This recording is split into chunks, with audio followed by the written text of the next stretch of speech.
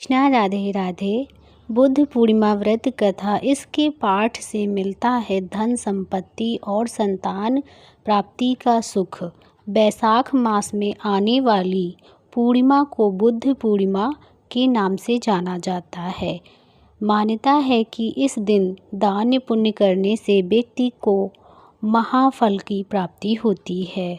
बुद्ध पूर्णिमा व्रत की महिमा के बारे में माँ यशोदा को भगवान श्री कृष्ण ने बताया था कि इस व्रत को करने से धन संपत्ति और संतान सुख की प्राप्ति होती है। युग की बात है, एक दिन यशोदा माता ने भगवान श्री कृष्ण से निवेदन किया कि वे उन्हें ऐसा व्रत बताएं जो स्त्रियों को मृत्युलोक में विधवा होने के भय से मुक्ति दिलाए और मनुष्य की समस्त मनोकामनाएं पूर्ण करने वाला हो। इस पर श्री कृष्ण ने उन्हें बताया कि स्त्रियों को सौभाग्य और संतान सुख का प्राप्त करने हेतु 32 पूर्णिमा व्रत करना चाहिए। यह व्रत भगवान शिव की कृपा प्राप्ति करने वाला है, अचल सौभाग्य देने वाला है और जीवन के कष्टों का नाश करने वाला है। माता यशोदा जी ने जिज्ञासा प्रकट की कि इस व्रत को मृत्युलोक में सबसे पहले किसने किया था। तब भगवान श्री कृष्ण ने बताया कि प्राचीन काल में पृथ्वी पर कातिका नाम की एक समृद्ध नगरी थी, जहाँ चंद्रहंस नाम का राजा राज किया करता था। वही एक धन्नाशेर नाम का एक ब्राह्मण अपनी सुंदर और गुणवती पत्नी रूपवती के साथ निवास करता था। उनके पास धन धान की कोई भी कमी नहीं थी, परंतु वे संतानहीन थे और यही उनके जीवन का सबसे बड़ा दुख था। एक दिन एक महान योगी उस नगरी में आया और सभी घरों से भिक्षा लेने लगा।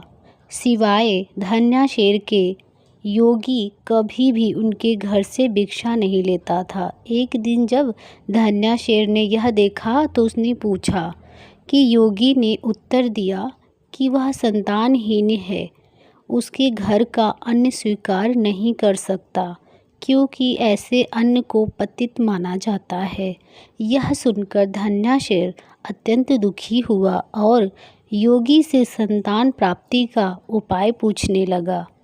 योगी ने उसे देवी चंडी की उपासना का मार्ग बताया और कहा कि वह वन में जाकर व्रत एवं साधना करे। धन्याशेर ने यह बात अपनी पत्नी को बताई और वन में तप करने चला गया। 16 दिन की कठोर साधना के बाद देवी चंडी ने स्वप्न में दर्शन देकर वरदान दिया कि उसे संतान की प्राप्ति होगी, लेकिन उसकी आयु केवल 16 वर्ष की होगी यदि वे दोनों पति पत्नी 32 पूर्णिमा का विधि पूर्वक व्रत करें और आटे के दीपक बनाकर शिव जी का पूजन करें तो वह संतान दीर्घायु होगा।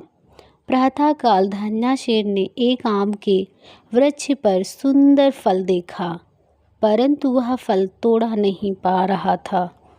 तब उसने श्री गणेश का स्मरण किया। गणेश जी की कृपा से वह फल प्राप्त कर घर लौट गया और पत्नी रूपवती को वह फल खाने को दे दिया। स्नान और शुद्ध आचरण के बाद फल ग्रहण करने से रूपवती गर्भवती हो गई।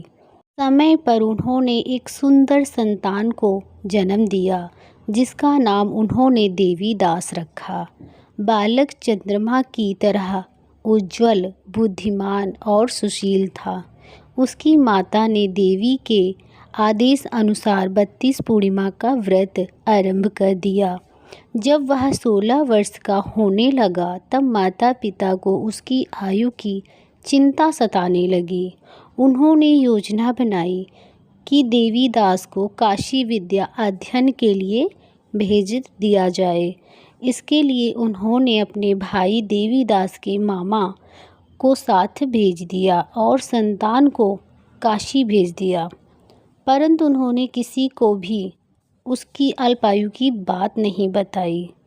एक दिन वे एक गांव में रुके जहां एक ब्राह्मण की कन्या का विवाह होना था। कन्या ने देवीदास को देखकर उससे विवाह करने की इच्छा जताई। देवीदास ने अपनी अल्पायु की बात बताई, लेकिन कन्या ने कहा कि उसकी गति देवीदास के साथ ही बंधी है।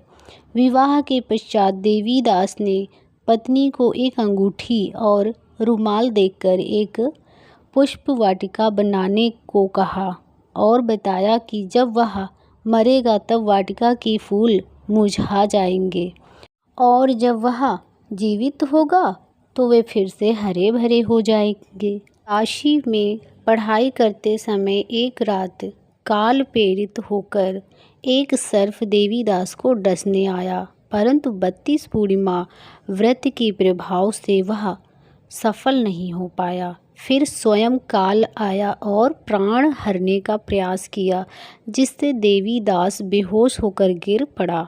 तभी भगवान शिव और माता पार्वती वहां पर प्रकट हुए। माता ने शिव जी से प्रार्थना की कि व्रत के प्रभाव और माता के पुण्य के कारण देवीदास को जीवन दान दिया जाए। शिव जी ने उसे पुनः जीवन प्रदान किया और उधर उसकी पत्नी पुष्पावती को देखती रही। जब फूल नहीं मुरझाए तो वह आश्चर्य में पड़ गई। बाद में जब वाटिका फिर से हरी भरी हो गई तो वह समझ गई कि उसका पति जीवित है। जब देवीदास काशी से वापस लौटा तो उसके ससुर भी उसे खोजने वाले ही थे। संयोगवश देवीदास अपने मामा और अपनी पत्नी के साथ वहां पहुंच गया। सभी ने उसे पहचान लिया और खुशी से उसका स्वागत किया। देवीदास अपने परिवार के साथ अपने नगर लौट गया। उसके आगमन की खबर सुनकर उसके माता पिता अत्यंत हर्षित हुए और उन्होंने भव्य उत्सव मनाया। अंत में भगवान श्री कृष्ण यशोदा माता से कहते हैं कि धन्या शेर को संतान रत्न, उसकी दीर्घायु और कुल की रक्षा केवल 32 पूर्णिमा व्रत के प्रभाव से ही संभव हो पाया।